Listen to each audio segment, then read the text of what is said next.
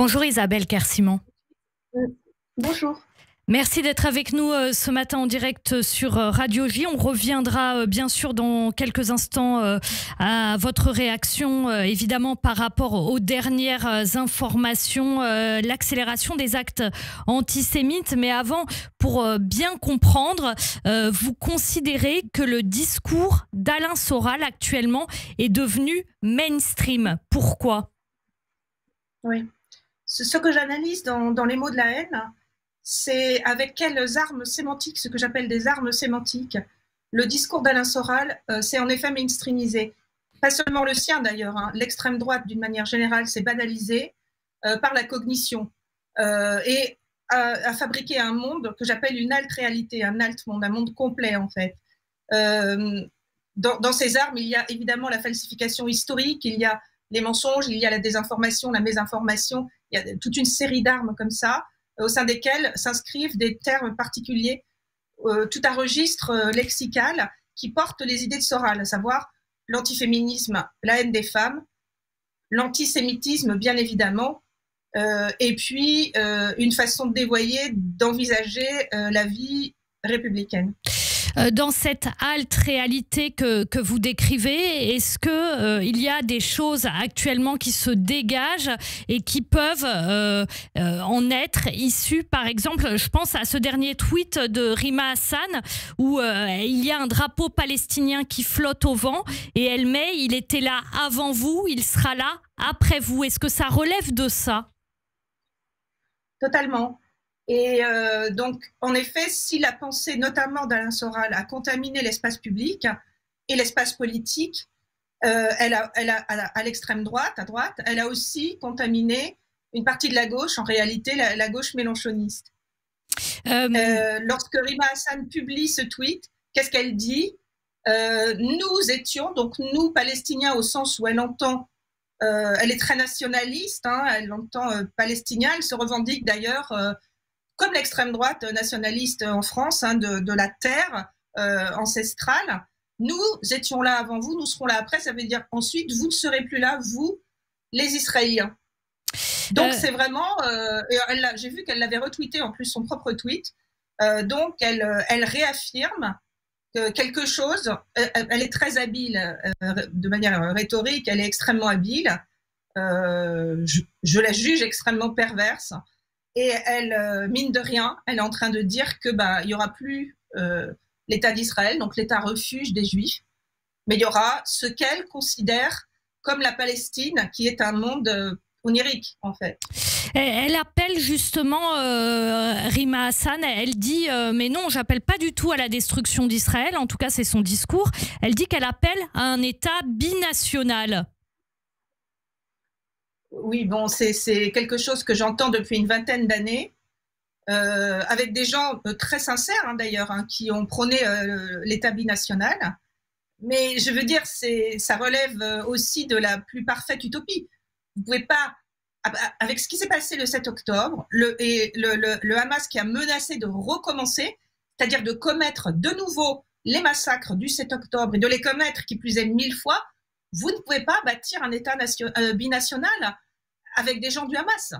C'est absolument impossible. Ils viennent de vous massacrer, ils menacent de vous massacrer 1000 fois plus. On ne peut pas vivre dans la concorde avec des terroristes qui veulent votre anéantissement.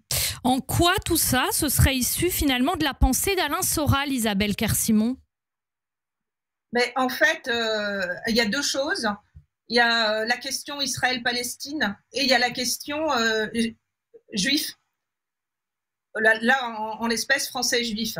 En fait, côté Israël-Palestine, il faut se souvenir qu'en 2009, avec Dieudonné et l'Iranien Yahya Gouasmi, Alain Soral a fondé un parti qui s'appelait le Parti antisioniste et qui portait une liste antisioniste aux européennes. Et ce qu'a fait LFI, en mettant Rima Hassan en vedette, c'est introduire l'antisionisme éradicateur, on le voit avec ce tweet, au sein des élections européennes. C'était exactement le propos du parti antisioniste. Par ailleurs, considérait, qui concerne les juifs français, qu'il fallait libérer la France du sionisme.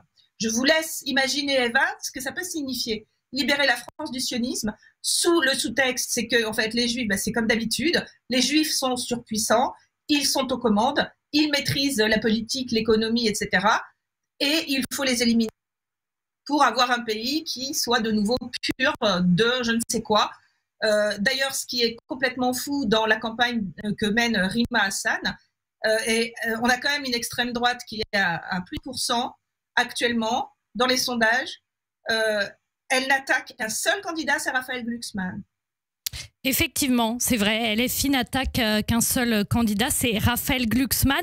Pour en revenir à la dimension antisémite, Isabelle Kersimon, parce que c'est pour ça qu'on est ensemble ce matin, vous avez parlé à juste titre de l'antisionisme, vous avez rappelé la liste de 2009, Alain Soral-Dieudonné, la liste antisioniste, et vous avez évoqué brièvement le fait que l'antisémitisme soralien, ça concerne aussi les Juifs en France.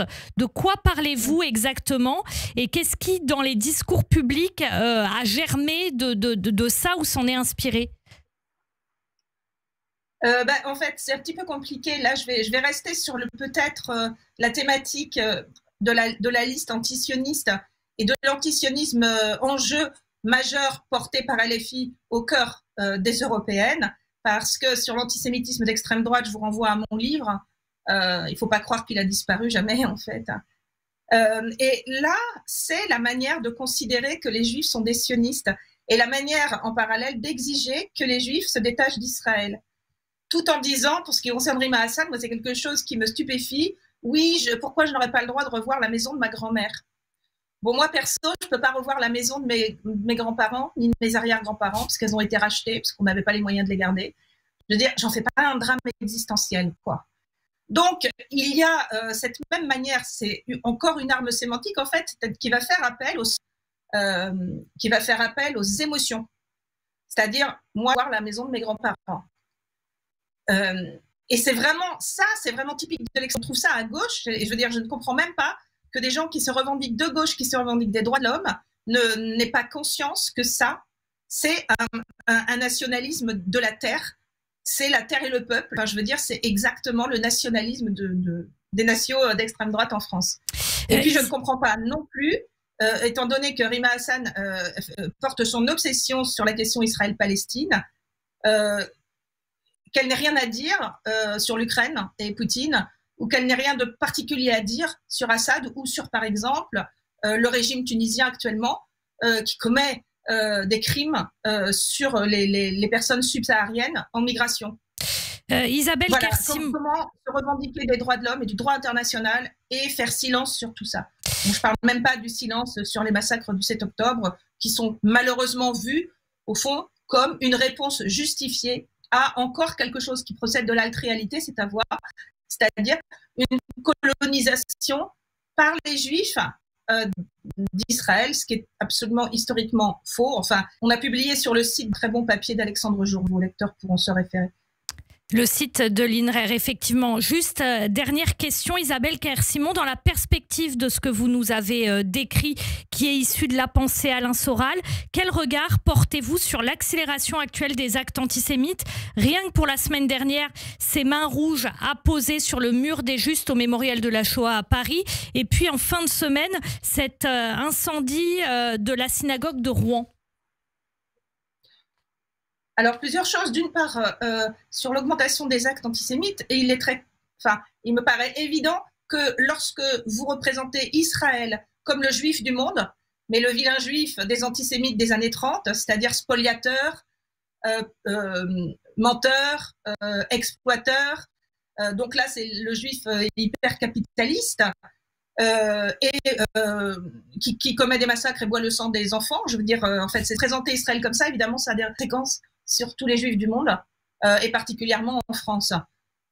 Sur ce qui s'est passé à Rouen, l'enquête est en cours, mais il me paraît manifeste, enfin, comme ça, à vue de nez, que c'est un acte antisémite. Sur les mains rouges, je ne sais pas, parce que c'est quand même des mains rouges qui ont été faites au pochoir et qui peuvent un peu rappeler la manipulation des pochoirs des Russes à l'époque, des étoiles de David, voilà. En pochoir, dont Viginum a démontré qu'il s'agissait en fait d'une opération russe. Il faut toujours être très prudent et quand même attendre les résultats la de fin des l'enquête. enquêtes. Merci Mais globalement, beaucoup. l'augmentation de l'antisémitisme, elle est évidemment, comme je vous dis, par le... Ah, on a des problèmes de connexion avec Isabelle Kersimon. En tout cas, merci beaucoup d'avoir été avec nous ce matin, Isabelle Kersimon. Je renvoie aussi à votre ouvrage, Les mots de la haine, glossaire des mots de l'extrême droite, paru aux éditions Rue de Seine. Merci beaucoup.